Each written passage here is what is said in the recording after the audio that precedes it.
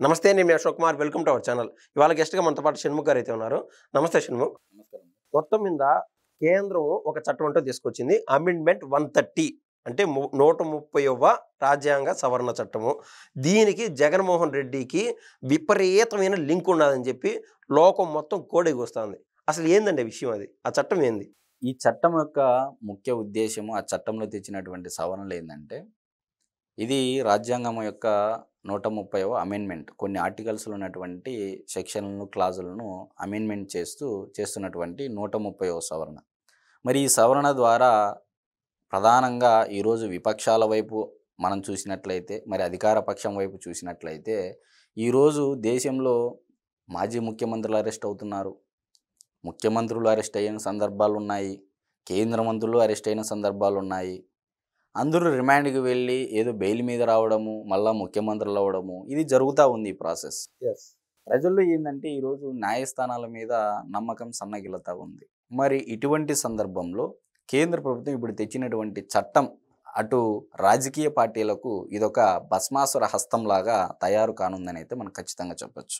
ఎందుకు నేను భస్మాసుర హస్తము అంటున్నానంటే, ఈ 130వ సవరణలో తెచ్చినటువంటి బిల్లు ప్రకారము 5 ఏళ్ళు అంటే క్రిమినల్ కేసుల్లో 5 ఏళ్ళు జైలు శిక్ష పడి 30 రోజులు కానీ జైల్లో ఉంటే సీఎం అయినా, పీఎం అయినా, లేకపోతే మంత్రి అయినా, ప్రజాప్రతినిధులు ఎవరైనా సరే ఉంటే వాళ్ళ పదవి ఊడిపోతుంది, రద్దు అవుతుంది, రిజైన్ చెయ్యాలి ఆటోమేటిక్గా అని చెప్పేసి ఈ చట్టం యొక్క ముఖ్య ఉద్దేశం.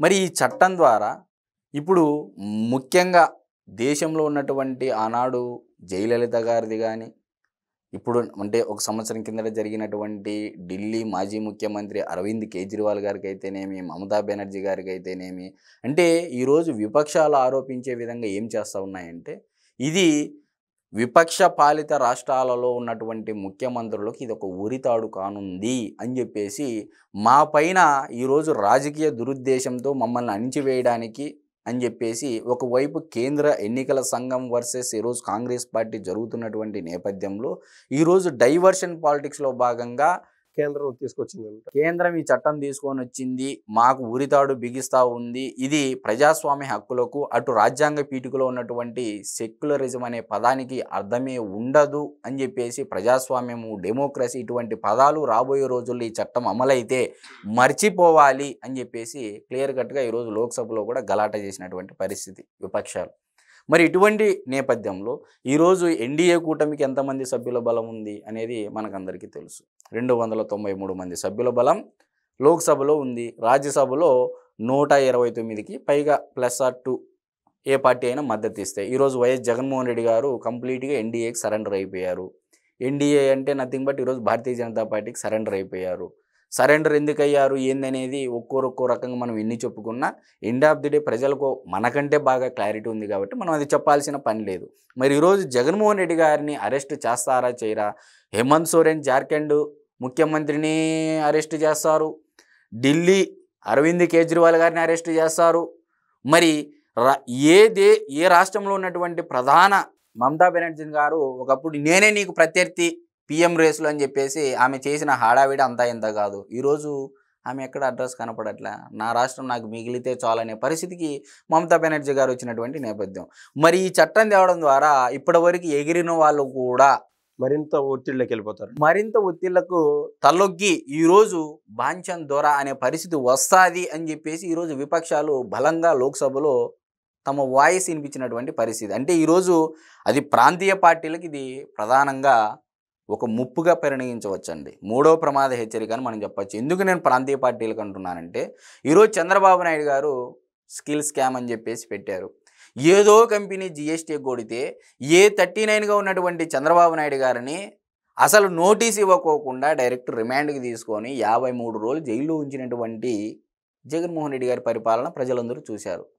మరి ఆధారాలు ఇప్పటికీ దొరికాయా? మనీ ట్రయల్స్ చంద్రబాబు నాయుడు గారి వరకు మనీ చేరిందనే ఆరోపణలు వచ్చాయంటే అక్కడ లేదు. కానీ అటువంటి ఆధారాలు లేనటువంటి కేసుల్లోని 53 రోజులు జైల్లో ఉంచినటువంటి జగన్మోహన్ రెడ్డి గారు రేపు కానీ ఈ చట్టం అమల్లోకి వస్తే వ్యక్తిత్వ రాజకీయాల కంటే రివెంజ్ పాలిటిక్స్ అంటాం కదా, ఇది రివెంజ్ పాలిటిక్స్ ఒక ఊతం కాదండి, ఒక అస్త్రం ఇది. ఓకే. ఎవరైతే రివెంజ్ పాలిటిక్స్ చేసి వ్యక్తిత్వంగా రాజకీయం హుందాతనంగా చేయకోకుండా నేను మాత్రమే ఉండాలి అనే ఒక నియంత ఎవరైనా ఆలోచనలో ఉన్నట్లయితే వాళ్ళకి ఇది ఒక బ్రహ్మాస్త్రం లాగా ఈ చట్టం అనేది ఉపయోగపడుతుందని చెప్పేసి ఈరోజు విపక్షాలు ప్రధానంగా ఆరోపిస్తున్నారు. మరి చంద్రబాబు నాయుడు గారిని మనం చూసామండి, మనీ ట్రయల్స్ ఇంతవరకు ఎక్కడ ఆరోపణలు లేవు, ఆయన వరకు చేరాయి అని చెప్పేసి. మరి అయినా కూడా 53 రోజులు జైల్లో ఉంచారు కదండి. అంటే ఈ రకంగా ఈ చట్టాలు ఈరోజు జగన్మోహన్ రెడ్డి గారిని చూసుకుందాం. ఈరోజు దేశంలో ఏ రాజకీయ నాయకుడినైనా మొత్తం అందరూ అరెస్ట్ చేస్తూ ఉంది, భారతీయ జనతా పార్టీ అందరినీ అరెస్ట్ చేస్తూ ఉంది. కానీ జగన్మోహన్ రెడ్డి గారిని మటుకు వరకు టచ్ చేయట్లేదు. ఎందుకనేది ఇది ఒక $1 మిలియన్ ప్రశ్నగా మిగిలిపోయింది. మరి ఇప్పుడు ఇది రాజకీయ భూస్థాపితానికే ఈ చట్టం తెచ్చారా, జగన్మోహన్ రెడ్డి గారు రాజకీయ భూస్థాపితానికే తెచ్చారా అంటే ఎస్ అని కొన్ని వర్గాలు చర్చ నడుస్తూ ఉంది. సహజంగా జగన్మోహన్ రెడ్డి గారు ఆయన పెట్టినటువంటి అనేక ప్రెస్ మీట్లలో నేను పచ్చి ప్రజాస్వామ్య ప్రియుని అని చెప్తా ఉంటాడు.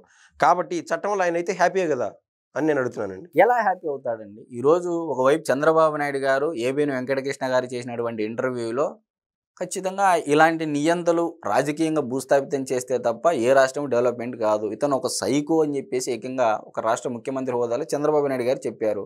మరి ఇలాంటి సైకో మరలా వస్తే అని చెప్పేసి అనే భావన ఆ రాష్ట్రంలో ఉన్నటువంటి ప్రధానంగా నష్టమైనటువంటి వాళ్ళకు కూడా ఉంటుంది కదా. మరి ఇటువంటి నేపథ్యంలో జగన్మోహన్ రెడ్డి గారు లాంటి వ్యక్తులను రాజకీయంగా భూస్థాపితం చేయడం కోసం ఈరోజు భారతీయ జనతా పార్టీ కేంద్ర ప్రభుత్వం, ఇక్కడ రాష్ట్రాలకు ఎక్కడ సంబంధం లేదండి ఈ చట్టంలో.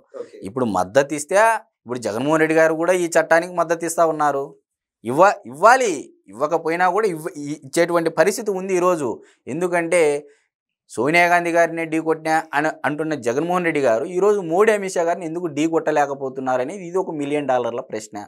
మరి ఇన్ని ప్రశ్నల్లో భాగంగా ఈరోజు కంప్లీట్గా సైద్ధాంతాలకు విరుద్ధంగా ఈరోజు భారతీయ జనతా పార్టీకి సరెండర్ అయినటువంటి పరిస్థితి జగన్మోహన్ రెడ్డి గారి పార్టీలో కనపడతా ఉంది. ఏ రకంగా ఈరోజు జగన్మోహన్ రెడ్డి గారు నమ్ముకున్నటువంటి ముస్లిం మైనార్టీలు కానీ, క్రిస్టియన్ వర్గాలు కానీ, క్రిస్టియన్ సమాజం కానీ, మరి ప్రధానంగా రెడ్డి కమ్యూనిటీ కానీ ఏ విధంగా ఈరోజు సైద్ధాంతాల పరంగా చూసుకున్నట్లయితే ఎక్కడ జగన్మోహన్ రెడ్డి గారిలో ఒక ఈక్వేషన్ అనేది కనపడట్లా లేదు, ఒక లాజిక్ కనపడతా లేదు. అంటే కంప్లీట్గా సరెండర్, వ్యక్తిగత స్వలాభమే అనేది క్లియర్ కట్ ఇక్కడ ప్రజల ముందు కనపడతా ఉంది. ఈరోజు జగన్మోహన్ రెడ్డి గారికే ఈరోజు సపోర్ట్ ఇస్తే ఈ చట్టానికి అది తనకు తానే భస్మాస్మర హస్తం నెత్తి మీద పెట్టుకున్నట్లు అని చెప్పేసి మనం ప్రధానంగా భావించాల్సినటువంటి పరిస్థితి. మొత్తం మీద జగన్మోహన్ రెడ్డి గారికి శత్రువు ఎదురుగా ఉన్నాడు అని తెలిసి కూడా పిల్లి కళ్ళు మూసుకొని పాలు దిగినట్టు ఈయన ఖచ్చితంగా ఆ రాజ్యాంగం ఏదైతే సవరణ వస్తుందో దానికి ఆయన సపోర్ట్ చేయాల్సి వస్తుంది అని షణ్ముఖ్ గారు అయితే చెప్తున్నారు. థ్యాంక్స్ అండి.